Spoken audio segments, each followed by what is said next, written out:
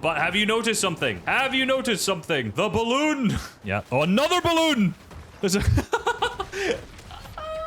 There's about 1 million Duo Victory Cash Cups right now, plus that leads up into the Unreal Cup. So in this game, I want to cover how to actually win duo matches, because, you know, you can make yourself a little bit of earnings either in these tournaments or in the Unreal Cups. I hope Demush would win this game as I was doing that intro. That would have been great. He threw the clip. There was meant to be a big boom victory royale. It's still not happening. Anyway, let's get into it. As per usual, so I don't have to go over it, I don't know where they dropped because I'm skipping to end games, but for the most part, good materials, right? It's very difficult, you know, obviously you need to get straight into a refresh if you don't have good mats at this point, but for the vast majority of pros and people who win games, like, they're coming into moving zones with like, what, like, he's got 120, he's got 142 builds, they've got a ton. Also, go the Mythic Banginator in the lobby. Pistol, they've got 2 Mythics. Maybe I should be looking at how they got them. I mean, it's just basically the 515 kilo deadlift and they get a boss spawn. It's not rocket science, but 7th zone, they flew to the front low. Now, the problem with this, now I have done this 3 games and I have died in 3 games doing this. The problem with landing front low, if I press 4 and I zoom out,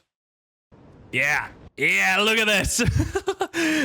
Everybody lands front low. So when you're using a wingsuit like this, especially in duos, like, man, the fact that he lived this was very, very, I mean, crazy. But there's so many teams just try to land front low as much as possible. So if you're going to tank Storm and try to land front low somewhere, it's best to land like edge and then still use some mats to rotate in, or tank Storm if you've got whites. They do not. But just landing low front is so unbelievably risky, because as you can see, he boxes up. He doesn't even know, but there's a guy in his box. He hits him 96, but unreal getaway, by the way, there, to get out. He gets sprayed, hit for white, builds up, manages to hold, and it's not his floors, mind you, by the way, and then Demus comes, manages to save him, brings tarp, and he gets minis popped. But yeah, landing front low, extremely, extremely risky. What I love about some smart pro players is that they learn from their mistakes very, very quickly. You know, they just made that mistake landing low. This time, Darm, as you can see, he's flying front. Look how many people are in front of him, right? A lot. So rather than going front, he turns left into this open area here, right? Like, this isn't an ideal landing spot by any means, but he lands somewhere safe. Demush, who did not, is immediately keyed because he lands also in someone's boxes. So trying to get somewhere safe is so much more important. So higher layers, usually better. Landing a little back, not landing right on the storm edge, and then using a little materials like they are here now to get in is just so much better. Now, these guys are crazy getting refreshes. They get like 18 elims this end game, or this game, and they have like 8 already, so they get 10 in this end game generally. And I love here how they're tarping all the way across, and you know, they've obviously gone over someone else's builds here, so, and they see they're fighting. So bit of wood, simple double pickaxe through, replace, cone, dropped in, already one dead. Demush spraying, he gets pinched from the backside too. It's like the fastest way just to pre-edit, drop down, get straight into the box. Demush gets out. Most importantly, Darm also gets the siphon from that, right? It's because it's his, he was like, what, 50 HP or whatever? Or sorry, he's like 20 white alongside all the shield. So insta-cap remats, mats cap. And all they did was, as they were tarping, they realized they went across someone's floor. And a lot of people are always like, oh, my floor, my floor. And they're really safe to try and pickaxe it, replace it. And instead here, they just go over it, get straight in and go for it. All right, this next skill to get onto Dexy is actually really nice. You can see Darm's trying to like cut off areas, players on his layer. Dexy's onto his side here, pump, sprays, doesn't get, manages to get out, but Darm just tracks him the whole time, right? Sees that he's still gone to the front side, and now that they've been cut off, all they do is just double spray. Literally just double spray, and they get 2 of the freest elims at the front side there. 2 free refreshes just because someone was on their layer building in wood, and as soon as they got in, they sprayed them in the back. Now from that, Demus managed to get 3 medkits, which obviously is very important to win the heal off. But as you notice, Darm here manages to jump into the storm, right? He tanks, and then he grabs what I think, well, just 1 tick. I think he does another here. I think he takes like 4 ticks total here. Yeah, down to 60 HP. So he's not afraid to take storm ticks whatsoever, because obviously he's also not gonna be the one playing heal off. It's gonna be Demus who's playing heal off with all the medkits. I think he's actually might even be able to drop 1 to him. We will see. No, he doesn't actually end up doing so. Ooh, Cammy dead in the box. Pole v pole. It would be good if Darm got the... Yeah, Darm did... No, he did. I was gonna say, if he got the siphon there, that would be good. But no, they got extra medkits from that, so he's happily popping 1 now. Love how Demush takes over the tarp. I could never. Now they got tarp front side. Drops down. They're blocked again. Probably going to create a bunch of space in the zone trenches. They're starting to run low on mats. Okay, so they've only got 2 mats and 7 mats. 2 and 7 total. But they have space to work with. Great refarm there by Demush. Oh, Malabuka. Maxed onto him. Ooh, unfortunately, they broke the brick on low ground, so didn't manage to get it. Drop Frosty down. Great kill. I love how Demus then just goes for the... I was going to say goes for the, you know, just to give himself a tarp, like another box or 2, whilst Darm goes to the body, but the body ended up just rolling straight into his box anyway. Mate, the low ground claim here is so good. Just dropping in so many different people. Using whatever materials they have. I do like Dimush, or whoever's leading, always ends up, you know, going ahead whilst the other one, oh, if you need to refarm, grab a couple swings here and there and keeps them going, and one takes over from the other one if they need to. Mate, there's like literally no mechanic. I love the ragdoll's always so funny, man. I love it. There's literally like almost no mechanics, right? Like they're not spraying to replace. They're literally at this point in this, like one of the final movements, just spraying because everyone has like no mats. Just spray their floors, drop them down and pump them. Dimush still managed to have all of the med kits up till this point too. They've literally just been running on scraps, right? They build a couple boxes, spray a team down and then repeat. Apparently the team on high has absolutely infinite materials. Dimush still not taking a single tick of storm. They both go back to play. He's dropping down. Absolute milker that guy is, giving him Siphon. But it's not Dimush who gets it. So he's actually, I think, able to play the Storm all the way to the end. Darm's able to go get the full Siphon there. I think he's just going to try and die. Yep, seems like he's potentially just going to die as Dimush now plays to the last second to get medkits. So as far as I'm aware, I haven't counted, he's not taken a single tick of Storm, plus now he's gone into it late. And there's a bunch of other medkits that he finds. Other players left who has one medkit, but he's found an absolute gold mine here, which is 5. I mean, we already know he doesn't win. So basically, Dimush wins. There you go. It's a heal off. I'm going to skip the end animation from the start of this video and now. But yeah, wins a heal off from that because he managed to take like no Storm ticks. Pretty cool. Let's go and check a bunch of other games. Oh, this is really lucky. I actually found that medkit. I probably won on there. Let's go check from some other teams as well. All right, Burke and Larice, 2 Danish goats. They won 2 games in a row. So let's see what they're working with. A little bit of a different gameplay. If you watch my solo video, you also know that... Is that video out yet? I don't know if that video's out yet. I can't remember. Probably not. I actually think this one comes out before that. But fishing is very, very good. There's a 50% chance that you're going to get shieldfish from fishing spots. What they're basically doing here is you're having one player... I have just completely messed that up. They're over here. One player fishing, which is Burke off the rip. They landed up to this northeast. And then Larice is sitting further away. He was sitting on like a surge base that he had built up here, which if I zoom out should still actually be there. Yeah, he had like a couple little ramps that he's placed here and stuff like that whilst there were players around. So he was basically just going for tags onto them as they were keying, whereas Burke built like a little base that he could fish from. They have shot it out, so you know, that's why there's like a random wall flying in the sky over there for some reason.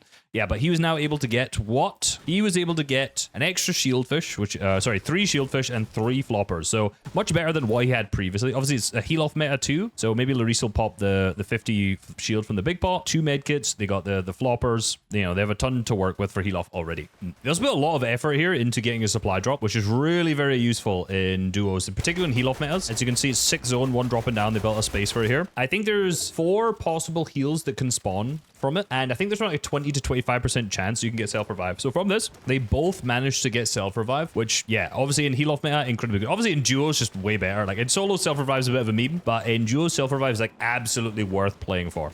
This also builds off of the previous thing I talked about, finding a landing spot. Here, as you see, Burke flies all the way to the front, and rather than landing right here, where I'm sure there's going to be a lot of other players, he slides and tanks some storm to go all the way into the front side. So I think this is around 2 ticks he takes. He takes, yeah, 2 ticks he takes, and Larice takes 1 and 1.5, 2. Sorry, you can't take half a tick. I'm stupid. Which, of course, like in an endgame, it's not ideal. By any means, you don't want to be playing your medkits this early. If this doesn't opens, this strat's fantastic, right? Because obviously you can claim a free spot, like absolutely for free, and use 2 medkits to do it. You get to do that once. Whereas in this scenario, you know, in a game where you want to be playing for Storm Sickness, maybe not, but it depends on how it goes. It worked out very nicely for them anyway. Saved them a bunch of materials, but they did take 2 ticks. I was going to say something else, but I don't know. It's not the end of the world if you take 2 ticks of Storm. I'll be honest, right? Now, their end game wasn't anything special. It was a very good end game. They got a couple elims. It was nice. But if you notice, Larice has a single medkit, whereas Perka has 3. So you might be wondering, how do they win? How does he win this with such different heal off? Now, I was watching this firstly thinking, surely this guy wins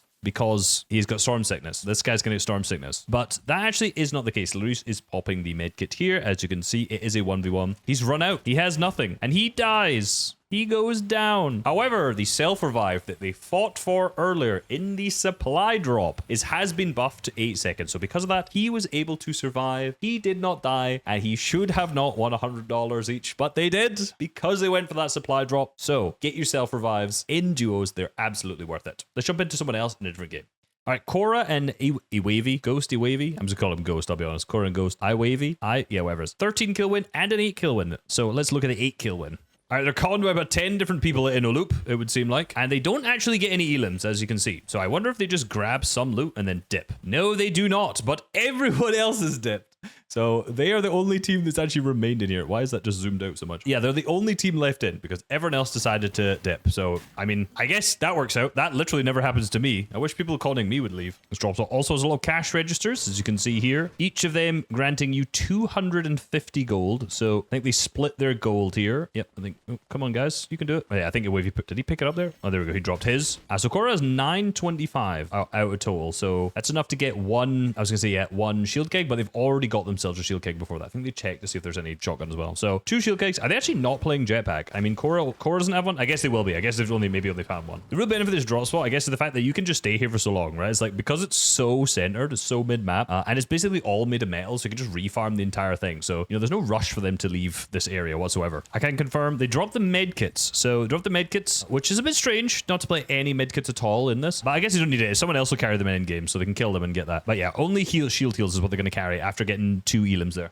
For those now, they have a bunch of extra metal as well. So tons of extra mats. They're just building like a massive surge tower. Tarpon towards zone. So they have all this extra mats, all this built out. So, you know, the mid-map drop definitely going strong. I wish I could land mid-map, but I'm stuck. This is an absolute whoopty of a base. Holy. I mean, that top bit's barely connected, but no one's going to go down and chop that, are they? I mean, I would want to, but even if you chop it, thing is now with the wingsuit, you can just cancel full damage. It's pretty risky though. So I would still like to go sneak up on that and chop it. Like, they're so far away. I think they wouldn't be able to hear it being chopped at all. I think they're out of range. I mean, if they're up there, they're definitely out of range of visual audio or of audio of just getting that chopped. So something very small that I think really cool that Cora did. He just marking his own box here. I don't know if that's just because he wants them to know where he's put high walls around it so that when they rotate layer, they're going to use the jetpack to go in.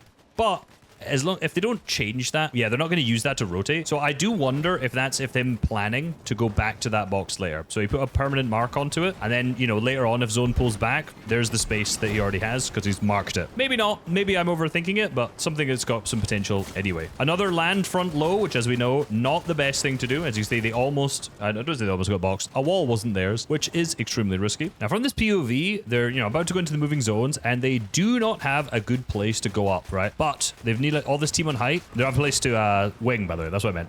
But obviously this team is built up so much on height. So what they do is they kind of dual crank. Hold on, my arm's in the way. There we go. They dual crank up here. You see Wavy goes up from this side. This team has like done a massive big tarp out. They're not really paying attention. They're back. You know, if you're going to do this, you need to have someone like on height watching the flank, because as you can see, they just get flanked super duper easy. Cora goes up that way. Wavy goes up for the height retake. He does get blocked. Cora goes for the spray, gets one. Koyunto drops down, and then they are up. But have you noticed something? Have you noticed something? The balloon. So the balloon is just smashing through endgame. That actually doesn't destroy the builds, which is funny. I actually thought that would. However, it does knock a Wavy off. Pushes him into storm. He gets stuck up there. He takes a bit of damage. And at the same time, they lose height basically for a little bit. This guy does not know what he's doing. But they get it back, right? Cora basically goes front side. And Wavy builds back up. Almost dies though.